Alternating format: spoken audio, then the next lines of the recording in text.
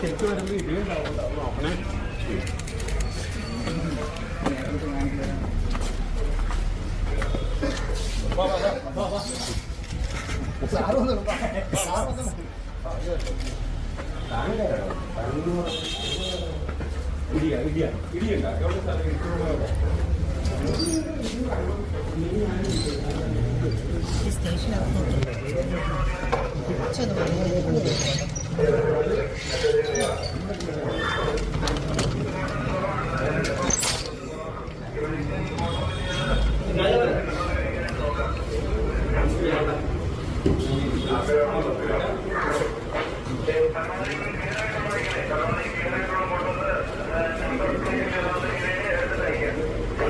മലയാള സിനിമയിലെ പൊതുശല്യം എന്ന് വേണമെങ്കിൽ വിളിക്കാവുന്ന വിനായകനെ പോലീസുകാർ അറസ്റ്റ് ചെയ്തുകൊണ്ട് പോലീസ് സ്റ്റേഷനിൽ കൊണ്ടുവരുന്ന സീനാണ് നിങ്ങൾ ഈ കണ്ടത്. ഇത് പഴയ സീനല്ല, ഏറ്റവും പുതിയ സീനാണ്. അതായത് ഇതുപോലെ ഒരുപാട് സ്ഥലങ്ങളിൽ ഇതുപോലെ പോലീസുകാർ പല വിഷയങ്ങളിൽ പല സംസ്ഥാനങ്ങളിലായിട്ട് ഇദ്ദേഹത്തെ അറസ്റ്റ് ചെയ്ത് പോലീസ് സ്റ്റേഷനിൽ കൊണ്ടുവരുന്നതായിട്ട് നമ്മൾ കണ്ടിട്ടുണ്ട്. ഇത് കൊല്ലത്താണ് സംഭവിച്ചത്. ഇത് അതുപോലെ തന്നെ ഈ പോലീസ് സ്റ്റേഷനിൽ എത്തിയതിനു ശേഷം ഒരുപാട് പ്രകടനങ്ങളുണ്ട്, അത് നമുക്ക് പുറകെ കാണാം. അതിനു മുന്നേ ഈ സംഭവത്തെക്കുറിച്ച് എന്താണ് സംഭവിച്ചിരിക്കുന്നത് എന്നതിനെ കുറിച്ച് ഞാനൊന്ന് പറയാം. അതായത് കൊല്ലത്ത് ജയസൂര്യയുടെ ഒരു സിനിമയുടെ ഷൂട്ടിങ് കുറെ ദിവസമായിട്ട് നടക്കുകയാണ്. അപ്പോൾ അതിലൊരു പ്രധാന കഥാപാത്രത്തെ അവതരിപ്പിക്കുന്നത് വിനായകനാണ്. അങ്ങനെ കൊല്ലത്തെ ഒരു പഞ്ചനക്ഷത്ര ഹോട്ടലിലാണ് ഇവരെല്ലാം താമസിക്കുന്നത്. അവിടെ രാവിലെ മുതൽ വലിയ ബഹളം ഉണ്ടാക്കി അവിടുത്തെ ജീവനക്കാര് അങ്ങനെ അഞ്ചാലുമൂട് പോലീസ് സ്റ്റേഷനിൽ വിളിച്ചു പറഞ്ഞു. അപ്പോൾ അവിടുന്ന് പോലീസുകാരെത്തി ഇങ്ങനെ അറസ്റ്റ് ചെയ്തുകൊണ്ട് പോകുന്ന സീനാണ് നിങ്ങൾ ഈ കണ്ടത്. അപ്പോൾ അവിടുന്ന് അറസ്റ്റ് ചെയ്യാൻ വേണ്ടി തുടങ്ങി അതിനുശേഷം ഇദ്ദേഹത്തെ പോലീസ് സ്റ്റേഷനിലേക്ക് കൊണ്ടുവരാൻ വേണ്ടി ജീപ്പിൽ കയറ്റിയ സമയത്ത് ഒരു വനിതാ ഉദ്യോഗസ്ഥയോട് ഇദ്ദേഹം സംസാരിക്കുന്നുണ്ട്. അതായത് ഒരു വനിതാ പോലീസുകാരിയോട് അദ്ദേഹം സംസാരിക്കുന്നുണ്ട്. അതും കൂടെ നമുക്കൊന്ന് കേട്ടു നോക്കാം. ഞാൻ ചോദിക്കട്ടെ മാഡം, ഭയങ്കര ഡയലോഗാ, ഇത്രയും ഉണ്ടാവില്ല. എല്ലാ ആൺശര്യങ്ങളും ആണാണോ? എല്ലാ പെൺശര്യങ്ങളും പെണ്ണാണോ? ഇത്രയും ഉണ്ടാവും? ഇത് നോക്കല്ലേ, ചോദിക്കണ ഇത്രയും പറയാം. ഇത്രയും വലിയ ഓഫീസറല്ലേ, ഇത്രയും ഉണ്ടാവും? നിങ്ങൾ മാത്രമല്ലേ ലോകത്തിലോ? അറിയണം, ബിക്കോസ് നിങ്ങൾ ലോകത്തിന് വേണ്ടി സർവീസ് ചെയ്യുന്ന ഒരു പോലീസ് ഓഫീസറാണ്. അപ്പൊ നിങ്ങൾ അറിഞ്ഞിരിക്കണം എല്ലാ ആൺശരീരങ്ങളും ആണാണോ, എല്ലാ പെൺശരീരങ്ങളും പെണ്ണാണോ എന്ന് നിങ്ങൾ അറിഞ്ഞിരിക്കണം. വിനായകൻ ഇതുപോലെ ഒരുപാട് ഊളത്തരങ്ങള് പല ആളുകളെടുത്തും ചോദിക്കുന്നതായിട്ട് നമ്മൾ കണ്ടിട്ടുണ്ട്. പല ഇന്റർവ്യൂവിലുമാണ് നമ്മൾ കണ്ടിട്ടുള്ളത്. ഇവിടെ ഒരു വനിതാ പോലീസ് ഉദ്യോഗസ്ഥയോടെയാണ് ചോദിക്കുന്നത്. അപ്പോൾ ആ പോലീസുകാരൊക്കെ വളരെ സൗമ്യമായിട്ട് ചിരിച്ചുകൊണ്ടാണ് ഈ വിനായകനോട് ഇടപെടുന്നത് എന്നുള്ള കാര്യം നമ്മൾ അത് കാണേണ്ട കാഴ്ച തന്നെയാണ്. അതായത് ഒരു സാധാരണപ്പെട്ടവനായിരുന്നുവെങ്കിൽ അങ്ങനെ ചോദിച്ചിരുന്നുവെങ്കിൽ ആ വിവരം അറിയും എന്നുള്ള കാര്യത്തിൽ ഒരു തർക്കവുമില്ല. ഇനി പോലീസ് സ്റ്റേഷനിൽ എത്തിയതിനു ശേഷം വീണ്ടും ചില പ്രകടനം കൂടി അദ്ദേഹം കാഴ്ചവെച്ചു. അതും കൂടെ നമുക്കൊന്ന് കാണാം.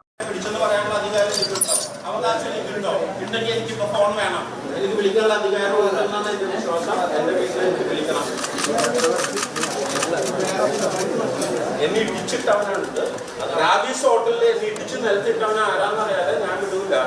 ഇപ്പൊ പൊട്ട എനിക്കറിയാതെ ഞാൻ എന്ത് ചെയ്തിട്ട് എന്നോട് ഇരിക്കുന്നത്? ഇരിക്കാൻ പറ്റില്ല. നിങ്ങൾ പറഞ്ഞവിടെ ഇരിക്കാന്ന് ഞാനാണ്. ആ ഓഫീസർ വരട്ടെ. അപ്പൊ നിങ്ങൾ അവിടെ തന്നെ ഇരുത്തല്ലേ?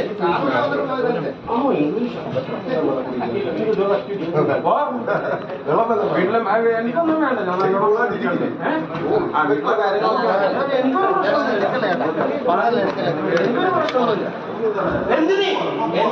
കൊണ്ടത്? എന്തിന് അത് നിന്നത് എന്തിനാ എന്നോടെ കൊണ്ടുവന്നത്?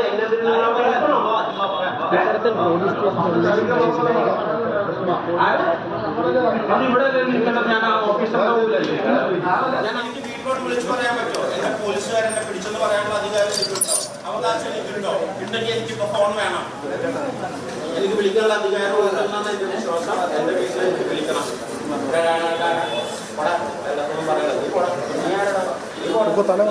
ഒന്നും പറയണ്ട, എല്ലാം നോണ പറഞ്ഞു.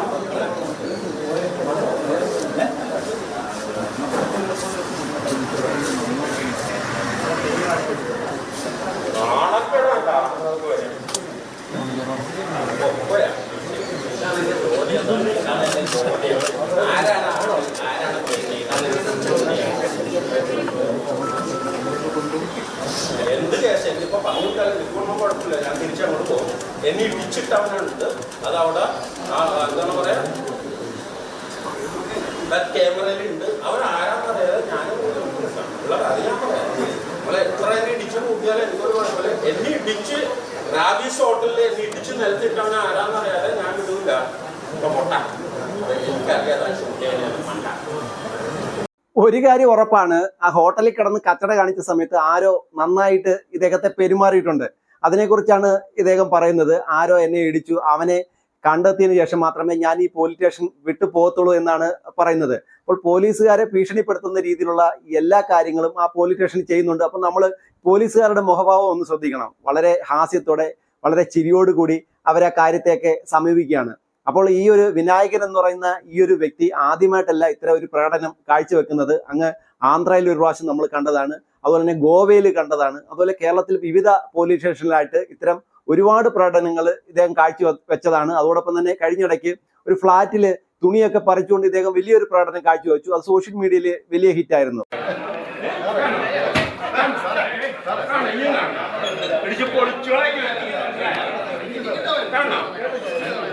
ഇനിയും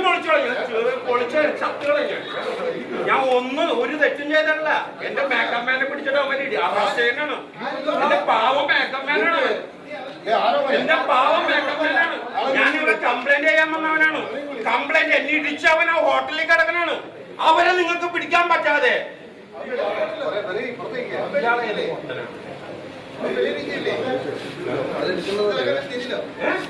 ഏത് മാങ്ങിയാണ് ചുറ്റി ക്യാമറ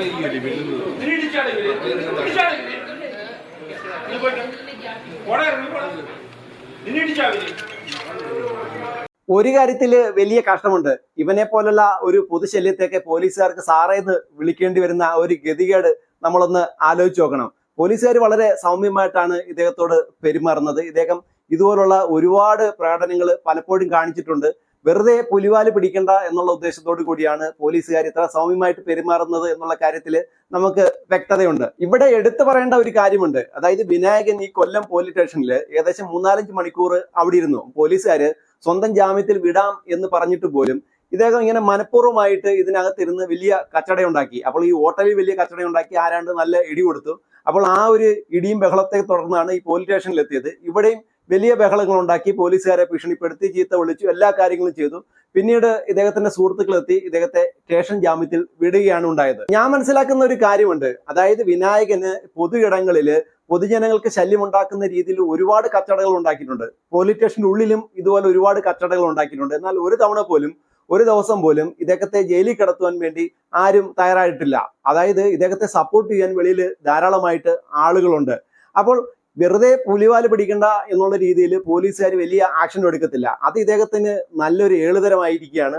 ഇത്തരത്തിലുള്ള നിരന്തരമായിട്ടുള്ള സാമൂഹ്യ വിരുദ്ധമായിട്ടുള്ള ഇത്തരം കച്ചടകൾ ഇദ്ദേഹം ഇങ്ങനെ ഉണ്ടാക്കിക്കൊണ്ടിരിക്കുകയാണ്. നന്നായിട്ട് മദ്യപിക്കും, അതുപോലെ തന്നെ പൊതുജനങ്ങൾക്ക് നല്ല രീതിയിൽ ശല്യം ഉണ്ടാക്കും, നല്ല രീതിയിൽ ചീത്ത വിളിക്കും. നമ്മൾ ഈ വീഡിയോ കാണുന്ന സമയത്ത് പോലീസുകാരെ ഉൾപ്പെടെ പൊട്ടാന്നൊക്കെ വിളിക്കുകയാണ്. അപ്പോൾ ഇതൊരു സാധാരണപ്പെട്ട ഒരാളായിരുന്നു എങ്കിൽ ഒരു 10 ദിവസമെങ്കിലും ജയിലിൽ കിടക്കും എന്നുള്ള കാര്യത്തിൽ തർക്കമില്ല.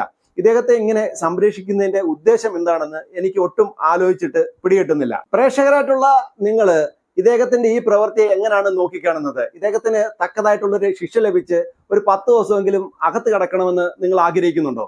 നിങ്ങളുടെ അഭിപ്രായം കമന്റ് ബോക്സിൽ രേഖപ്പെടുത്തൂ.